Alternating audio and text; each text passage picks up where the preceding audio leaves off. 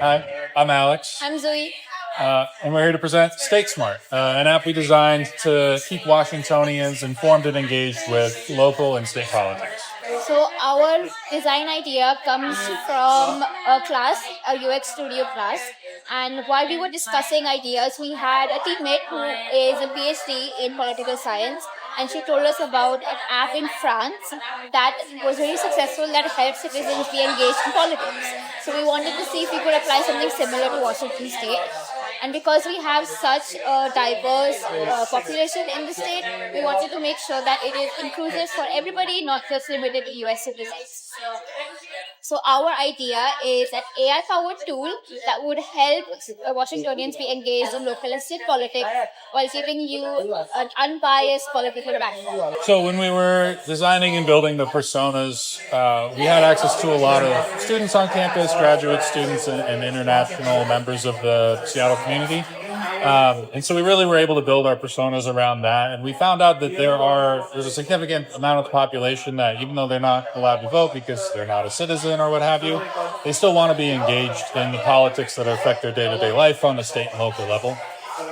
So we kind of came up with these two personas here, which you probably can't see, but one is focused more around someone who moves here for a job, probably in tech, somewhere between 25 and 35 years old.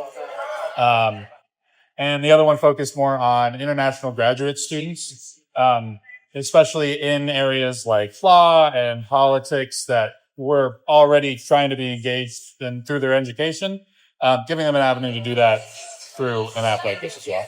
Our journey map, we started off with creating a quiz that would, a really short quiz, about 5 questions that would generate a personalized dashboard. So in that way, users have personal experience as they go through the whole app. So then we got into the paper prototype section, the low fidelity part of the process, and really used that to try and figure out what the user journeys and the user flow would be using the app. We learned a lot from this. We learned that we didn't know how we were going to keep people coming back to the app. So that became a large focus of our project moving forward. We ended up developing a point system to sort of gamify the app and get people coming back. The other things we wanted to make sure we did in there was to avoid the echo chambers that exist so much in politics today, getting into a place that, whether it's on social media or in real life, that everyone has the same exact thought and ideas about things. We wanted to be able to provide more healthy discourse within the app. We asked questions like, how likely are you to use this app regularly? Because we wanted to make sure it's relevant throughout the year and not just during an election season. So through that process, we narrowed it down to these final list of features. The primary features are the ones we were able to fully build, and the secondary ones are the ones that we see on the roadmap in the near future.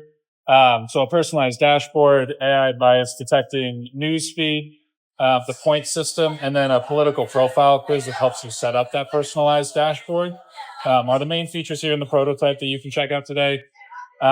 Political topic and candidate overviews were the next step for us. It's just a lot of data to bring in and a lot of pages to make.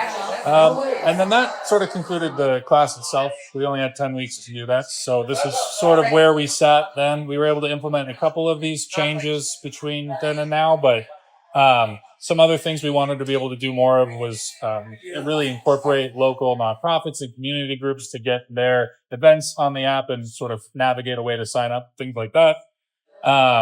There were some other smaller things we wanted to figure out. The point system we liked, but still had some tweaks to make it realistic and to allow the users to really understand what the points were doing and what they could turn them in for.